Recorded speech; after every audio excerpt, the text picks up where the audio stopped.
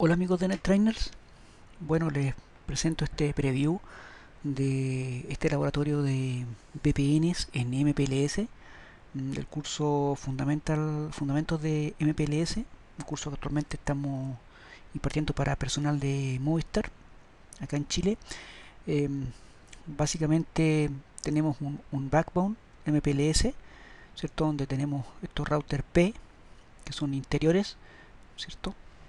Y tenemos dos P, Provider Edge, ¿cierto? Provider Equipment, estos dos routers que son básicamente los que hacen lo que es el trabajo de BRF y también de Multiprotocol BGP.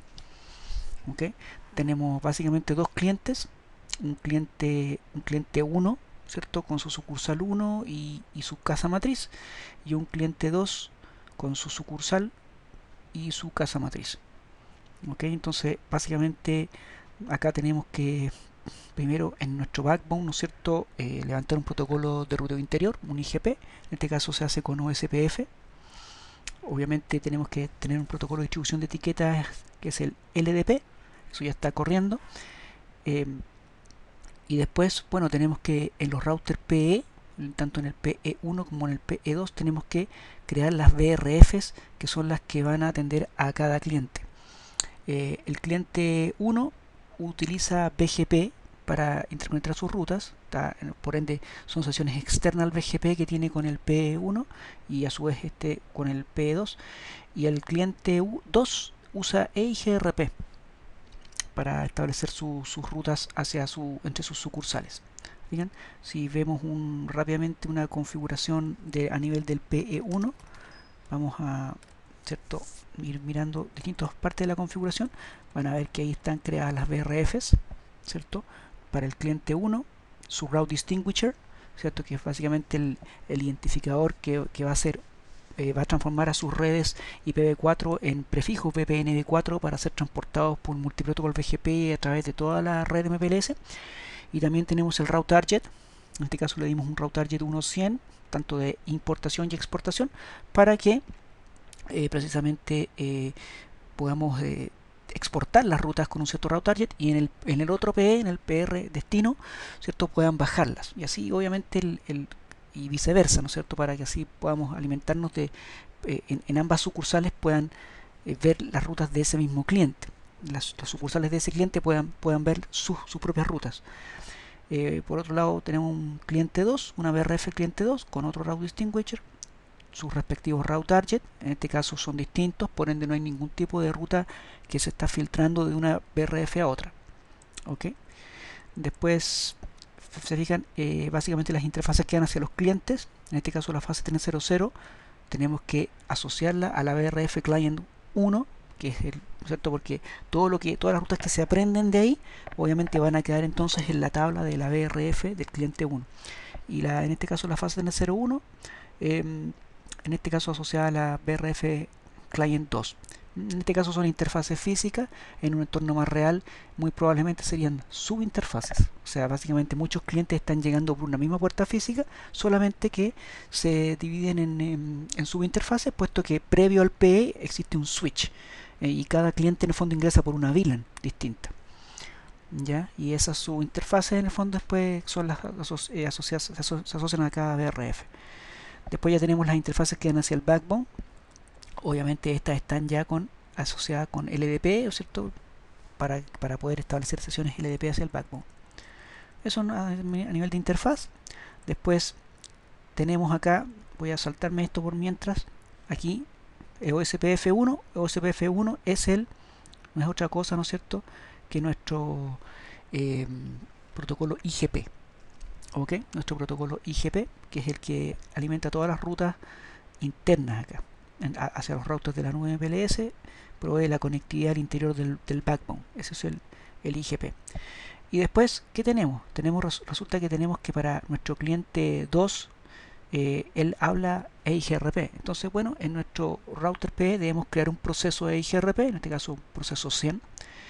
Y dentro de ese router EIGRP 100 creamos un address family. Es un address family de tipo IPv4. Y ese address family IPv4 se asocia a qué cliente, al cliente 2, o sea, a la BRF del cliente 2. Simplemente definimos el comando network para establecer adyacencia sobre la puerta física, ¿cierto? Un autosummary, tenemos que decir cuál es el sistema autónomo que tiene el cliente, el sistema autónomo del cliente. En este caso el sistema autónomo va a trabajar con el cliente trabaja con sistema autónomo 22. Y redistribuir las rutas que vienen de multiprotocol BGP, ¿cierto? Porque este PE1 va a aprender rutas de ese mismo cliente desde la nube, ¿cierto? Desde acá va a aprender rutas desde este router por medio de multiprotocol BGP, se las va a enseñar a este, esas se enseñan por medio de multiprotocol BGP. Entonces ahora de esas rutas de multiprotocol BGP debemos redistribuirlas en EIGRP para que se las enseñe a este cliente, en esta sucursal. ¿Se fijan? Entonces tenemos que redistribuir las rutas que vienen de BGP 100. BGP 100 es el proceso multiprotocol BGP que corre al interior, que corre entre los PE, y obviamente definir una métrica semilla. Acuérdense que en EIGRP, cuando redistribuimos rutas, debemos hacerlo con una métrica semilla. ¿Fijan? Y ahí está. Y eso es para el proceso, para la BRF, en este caso del cliente 2. El cliente 1, como tiene, él habla multiprotocol BGP, entonces no necesitamos crear, digamos, un proceso BGP aparte, sino que básicamente se va a ver sobre el mismo proceso BGP de las sesiones multiprotocol BGP del backbone. Entonces, por ejemplo, acá tenemos el proceso multiprotocol BGP 100, que es el que se va a establecer entre los PE. El otro PE es el 10444, ¿cierto? Entonces aquí está establecida la sesión contra ese otro PE, y básicamente para el tráfico, ¿no es cierto?, de prefijos VPNV4 lo hacemos en esta sección, en el address family. ¿Se fijan? En address family VPNV4 lo que hago es que ahora activo esas adyacencias con el siguiente PE, que sería el 10444. Send community both, para que se envíen atributos standard community y atributos extended community, que son los atributos que necesitamos que se envíen en las actualizaciones multiprotocol BGP, puesto que nuestras rutas VPNV4 hay un parámetro muy importante que necesitamos enviar, que es el route target. Route target es un atributo de tipo extended community y se necesita enviar. Si no ponemos el both, por defecto las actualizaciones VPNV4 solamente van con atributos de tipo Standard Community. Necesitamos que además vayan con atributos Extended Community. Con eso está armadas las sesiones contra el otro PE, ¿cierto? Para el envío de prefijos VPNV4. Pero en este caso en particular necesitamos también que dentro de nuestro proceso BGP hacer la sesión external BGP con el cliente 1, y esa sesión external BGP con el cliente, ¿cierto? Con este cliente, acá está, perdón, con este cliente 1, ¿cierto? Ahí está.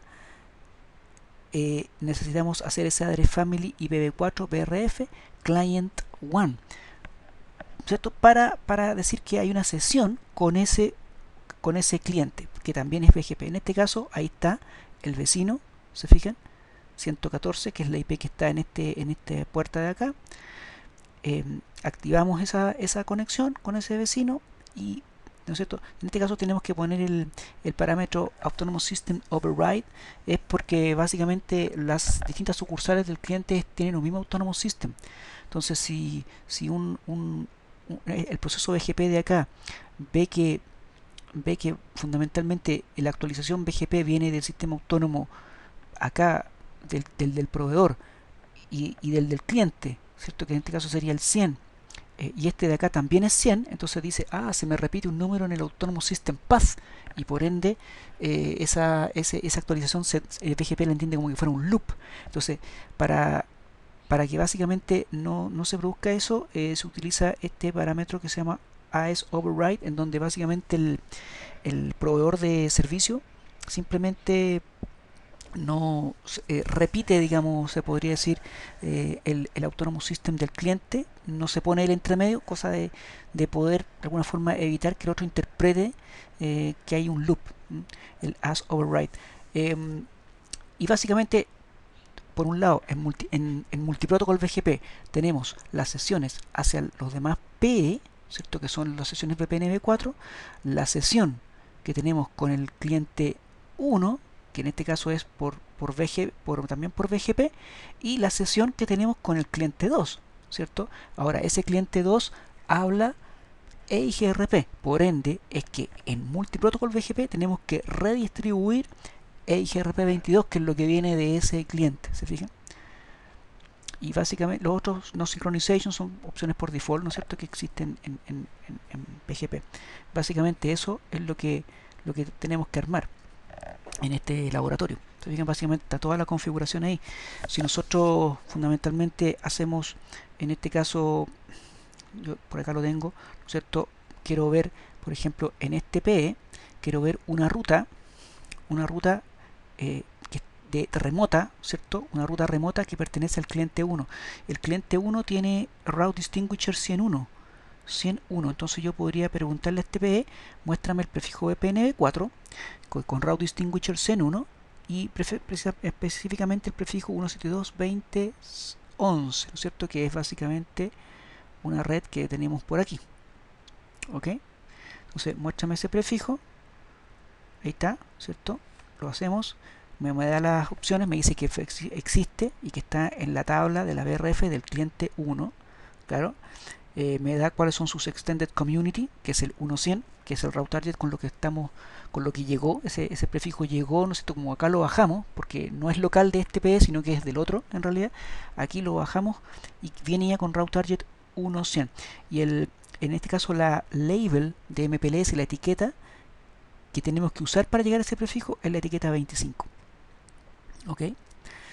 Por otro lado, nosotros sabemos que este PE, ¿no es cierto?, para llegar al otro PE, en el fondo los PE se están buscando uno al otro, digamos, gracias a las interfaces de loopback. Entonces, si ustedes se fijan acá en esta, básicamente dice que a para alcanzar ese prefijo lo hacemos vía el 10444. Entonces, si yo dentro de mi tabla de este PE, la forwarding table, la LFIP, ¿cierto? Busco el prefijo 10444, me dice que tengo que, básicamente puedo hacer un balanceo de carga porque hay dos enlaces que tienen la misma métrica, ¿cierto? Por OSPF, ¿cierto? Y me dice que la etiqueta para llegar a ese next hop, que sería el 10444, que sería el otro PE, la etiqueta es la 22. Entonces, ¿qué pasa? Que para llegar a un prefijo, en este caso con el prefijo 172.20.11 de la casa matriz del cliente 1, mi etiqueta IGP label o etiqueta exterior tiene que ser 22 y mi etiqueta interior, o sea la VPN label, tiene que ser 25. Entonces, cuando acá yo hace un momentito hice un ping básicamente de un lado a otro, entonces si ustedes se fijan el Wireshark lo podemos comprobar. Acá está el echo request, ¿cierto? La petición de eco, y fíjense que la etiqueta exterior es la 22 y la interior es la 25. ¿Ok? Para llegar, ¿dónde? A nuestro destino, que es 172.20.11.1, que es fundamentalmente una interfaz acá loopback que puse acá como de prueba. ¿Fíjate? Entonces, gracias a eso podemos tener la conectividad y podemos ver que, ¿no es cierto?, nuestros PE, ¿no es cierto?, tienen sus sesiones BGP, ¿no es cierto? Nuestros PE tienen sus sesiones BGP establecidas de buena forma. Las sesiones LDP, show, ¿no es cierto? Acá hacemos un show MPLS LDP, ¿cierto? Perdón, MPLS LDP, ¿no es cierto? Hacemos un neighbor y aquí tenemos nuestras dos adyacencias. En este caso no estamos usando protección de sesión en LDP. Tenemos nuestras dos adyacencias, claro, porque son dos precisamente las que tenemos. Fíjense, podemos ver, esa es la idea de este laboratorio. Entonces aquí tenemos que implementar un ruteo interior, tenemos que implementar el LDP, toda la parte básica de MPLS, y para posteriormente establecer las BRFs en los PE, ¿cierto? Tenemos que levantar un proceso EIGRP con un cierto address family para este cliente. Tenemos que levantar un proceso multiprotocol BGP entre los PE y además con el cliente. ¿Ok? Básicamente es eso, y con eso podemos entender, esa es la idea de este laboratorio, ¿no es cierto? Entender el concepto de MPLS VPN, en donde, ¿no es cierto?, para cada cliente nuestro cada cliente puede traficar sus rutas en forma independiente, y básicamente nuestro proveedor de MPLS nos propone un modelo peer-to-peer, en donde él participa de nuestro ruteo como si fuera un peer más de nuestra red. Básicamente eso es lo que hacemos en este laboratorio del curso de Fundamentos de MPLS.